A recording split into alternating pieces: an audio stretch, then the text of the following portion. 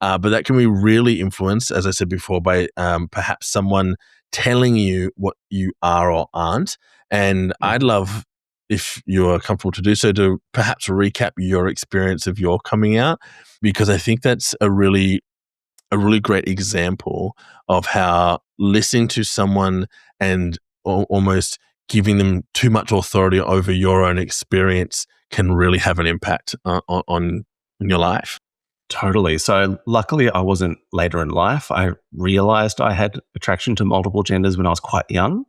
And so I had always been attracted to girls at the time. I was 13, realized I had also experienced attraction to boys, was sent to a progressive counselor therapist by my parents who were really well-meaning to talk about it. And the therapist said, "Oh, well, if you like boys, that means that you're gay."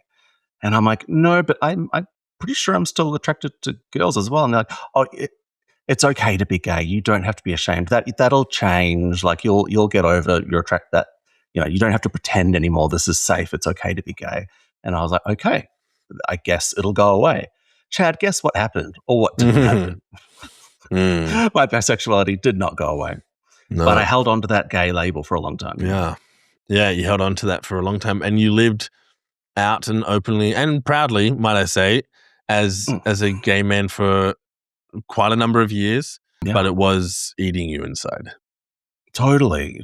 And it's like when I got into my 20s, I mean, God bless sex workers. Like my only way to express myself was with sex workers, and so sexually, that is. And it's like a lot of people listening to this might know what I'm talking about as well. When you see that your social group treats a certain type of people as outcasts, and so in the gay community, it was really difficult at that time, at least, to be bi, and it wasn't generally accepted, and women certainly weren't sort of welcome in those sorts of spaces as well. So I thought, well, I can't let anyone know, and it just got to a point where I just did not want to wait in life's waiting room. I really just needed to be myself, really needed to live authentically. Whether people care, believe me or not, do not give a crap.